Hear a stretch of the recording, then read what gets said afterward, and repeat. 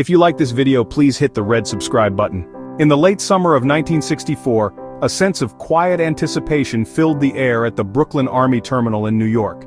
Families gathered on the bustling docks, their conversations a mix of excited chatter and heartfelt goodbyes. Before them loomed the formidable silhouette of the USNS Alexander M. Patch, a vessel that was more than just a ship. It was a floating bridge connecting lives across the vast Atlantic. On that day, it was preparing for a routine, yet profoundly important voyage to Bremerhaven, Germany.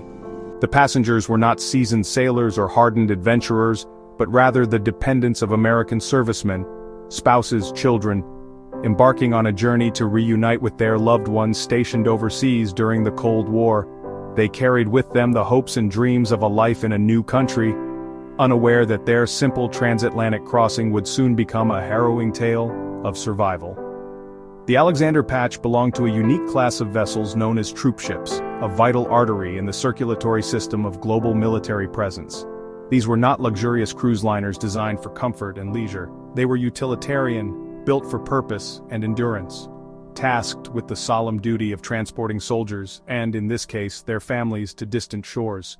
For the hundreds of families boarding that day, the Patch was a symbol of reunion, a promise that after 9 days at sea, they would be in the arms of their husbands and fathers, ready to begin a new chapter of their lives together. The journey itself was a rite of passage for many military families. The trip from New York to Bremerhaven was a well-trodden path, a routine voyage that had been completed countless times without major incident. They explored the ship's decks, marveled at the seemingly endless expanse of the New York harbor, and waved farewell to the iconic Statue of Liberty as the great ship pulled away from the dock. The initial chug of the engines and the slow drift into the open ocean marked the true beginning of their adventure, a 9-day odyssey across the gray rolling canvas of the Atlantic. As the shores of America faded into a thin line on the horizon, far to the south a storm was brewing, a monstrous force of nature that was slowly turning its eye toward their path. The first few days at sea were idyllic, a perfect picture of a smooth transatlantic crossing. Warm sunshine dappling the water, gentle breezes across the open decks, passengers adapting to shipboard routines, mothers gathering to chat, children playing with boundless energy, their laughter echoing in the salty air. The voyage was meticulously prepared.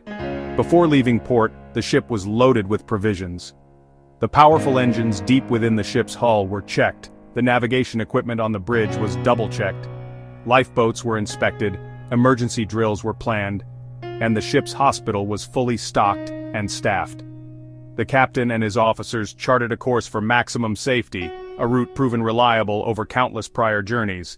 Passengers were given instructions to prepare for their time at sea, shown the location of their muster stations, the designated assembly points in case of emergency, taught to don the bulky canvas and cork life preservers. A drill many children treated as an exciting game. The ship glided peacefully over the serene North Atlantic. The drills were a brief interruption in an uneventful journey. Meals were served with military precision in the cavernous dining hall, strangers becoming friends over shared tables. In the evenings, the ship's lounge became a social hub, watching a film or simply enjoying company. A sense of shared purpose created a floating village, united for a safe and timely arrival in Germany. New York felt increasingly distant, Europe felt tantalizingly close. The calm sea and fair winds gave no hint of the chaos that was gathering strength hundreds of miles away. The voyage continued peacefully, unaware of the approaching danger. Soon, that tranquility would be shattered. Far to the south of the Alexander Patch's tranquil path, in the warm tropical waters east of the Caribbean islands, a storm was being born. It began as a humble disturbance, a cluster of thunderstorms gathering moisture and energy from the tepid sea. On August 20th, 1964, this disturbance organized itself. Its winds beginning to rotate around a central point of low pressure. Meteorologists watched its development, and soon it earned a name: Cleo. Over the next few days, Hurricane Cleo rapidly intensified, feeding on the exceptionally warm ocean temperatures. It grew from a tropical storm into a powerful hurricane, a swirling vortex of wind and rain that began a slow, menacing crawl westward. Its initial trajectory took it on a devastating path through the Caribbean, Guadeloupe, Hispaniola, Cuba. After battering those islands, Cleo moved over the Florida peninsula, weakening slightly as it crossed land, but the Atlantic Ocean was waiting to refuel it. As the storm moved offshore and began to track northeastward, it re-intensified over the warm waters of the Gulf Stream. It was now on a collision course with the busy shipping lanes of the North Atlantic, its path veering directly into the route of the unsuspecting Alexander Patch. Aboard the ship, the first indication of trouble came not from the sky or the sea, but from the crackle of the radio on the bridge. The captain received weather bulletins warning of a hurricane, now named Cleo, tracking up the American eastern seaboard and heading out to sea. Initially, the storm was distant, a problem for other ships in other parts of the ocean. The officers on the bridge monitored its projected path, making slight adjustments to their own course. However, hurricanes are notoriously fickle, and Cleo was no exception. It defied the forecasts, taking a more northerly track than predicted and accelerating its forward speed. The window for evasion was closing rapidly. The captain now faced a difficult and critical decision. The only remaining choice was the one that sailors dread most, to prepare the ship and ride out the storm. If you like this video, please hit the red subscribe button.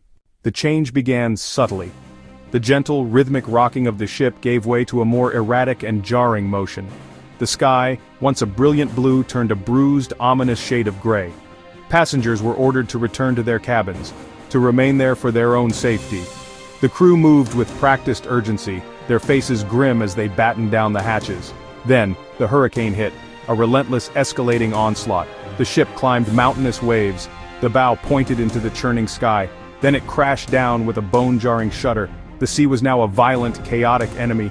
Water cascaded over the decks in massive, frothing sheets. Inside, the world became a maelstrom of noise and motion, the groaning of the ship's steel plates. For passengers in their cabins, it was sheer terror and helplessness. They were tossed about as the ship pitched and rolled. Many thought it would never right itself. The floor became a wall, then the ceiling. Suitcases flew, chairs flew, seasickness was rampant. In darkness, families held onto each other, praying, trying to comfort terrified children. They could only listen to the storm, trust in the integrity of the ship, trust in the skill of its unseen crew. Throughout, the crew of the Alexander Patch performed with courage and professionalism. On the bridge, the captain and his officers.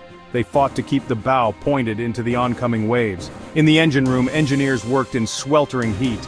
Bodies braced against violent lurching, keeping engines running and propellers turning. They were the beating heart of the vessel, giving it a fighting chance.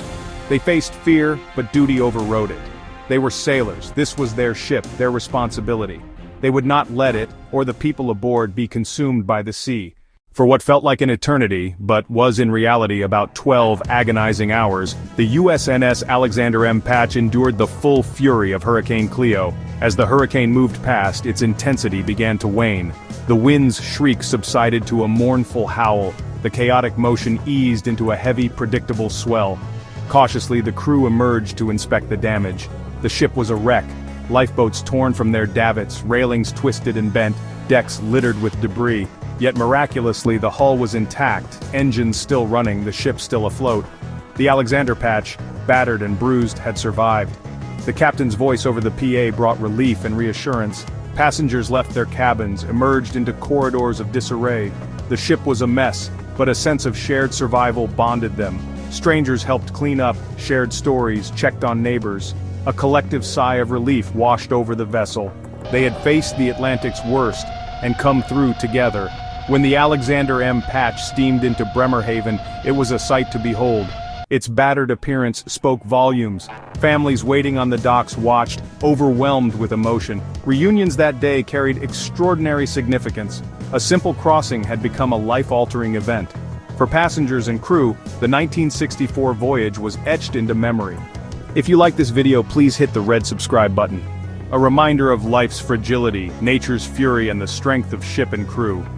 The Alexander Patch had not just carried them to Germany, it had carried them through the storm.